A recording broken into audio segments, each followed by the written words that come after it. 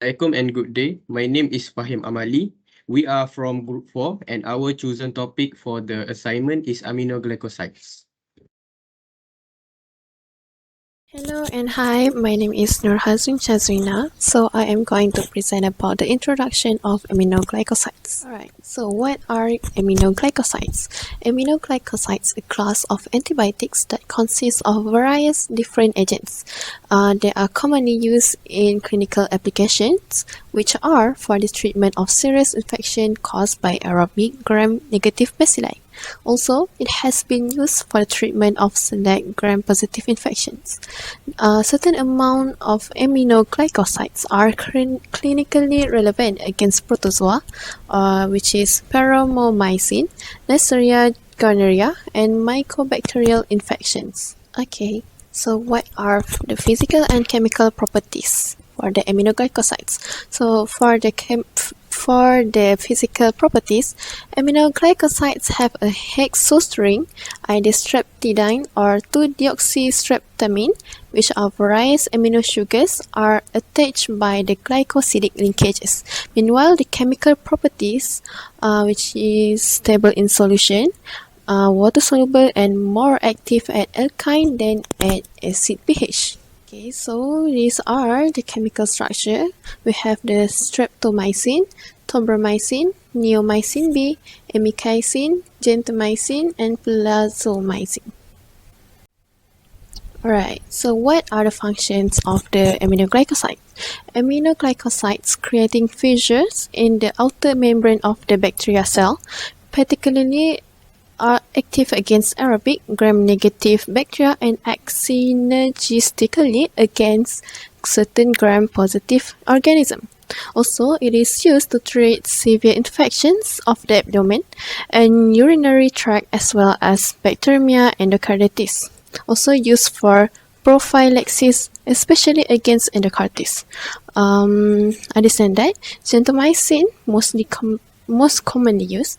Meanwhile, amikacin is particularly effective against resistant organisms. Alright, so aminoglycosides have its side effect, which is there are 4 side effects that those related adverse effects. First, the proximal tubular cell damage.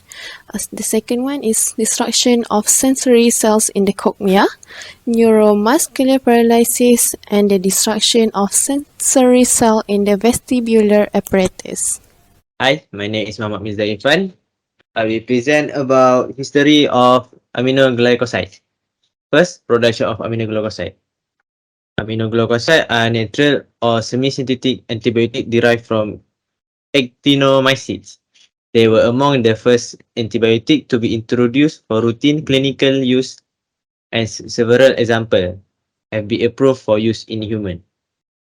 They found widespread use as first-line agent in the early days of antimicrobial chemotherapy, but were eventually replaced in the 1980s with cephalosporin, carbapenems, and fluoroquinolones.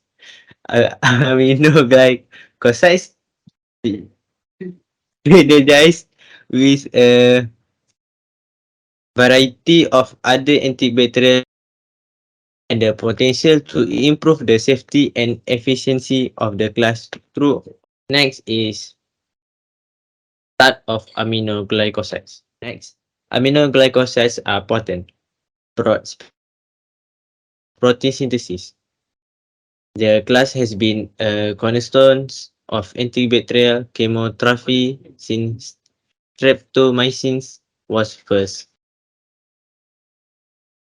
in 1949, gentamicin in 1963, tobramycin in 1967, and amikacin in 1972. Amikacin derived from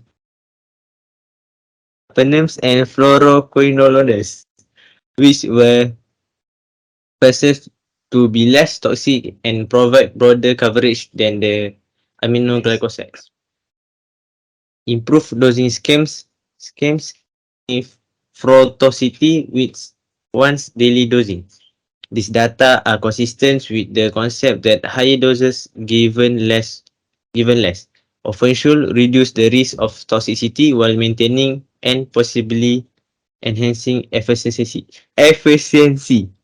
The advantage of once daily dosing of aminoglycosides are now widely accepted, and for many infection types, this dosing schedule has become the standard of care.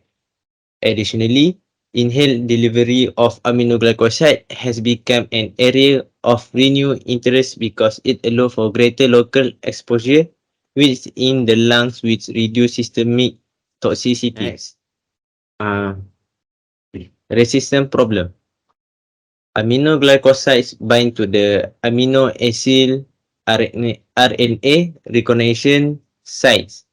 That's a sites of the 16S RNA that constitutes the 30S ribosomal subunit, leading to inhibition of the polypeptide synthesis and subsequent cell death.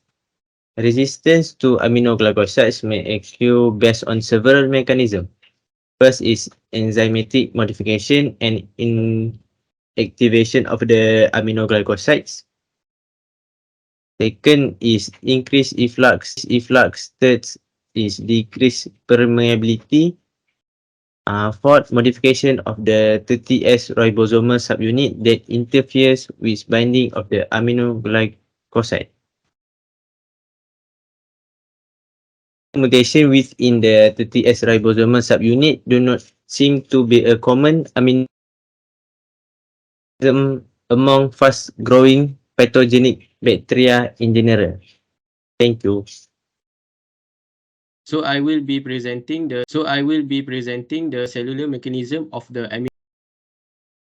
primary target is towards the ribosomes.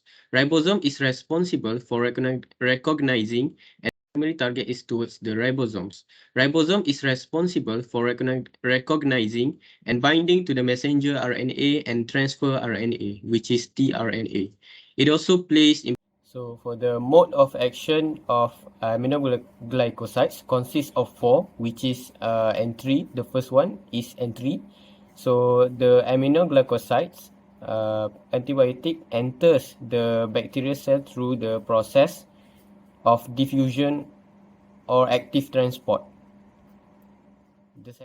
The second process is binding. Once inside the cell, the antibiotic binds to the 30S. When the aminoglycosides binds to the 30S subunit of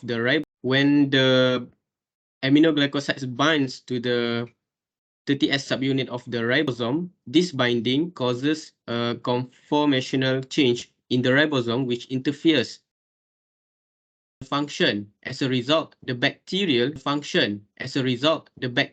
cell is unable to produce functional protein. Effectivity of antibiotics, synergism.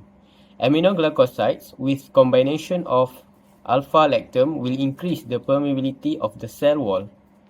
Next, half-life. Aminoglycosides have half-life of 2 to 3 hours. However, it has both antibiotic effect, where the effect of antibiotic lasting much more time.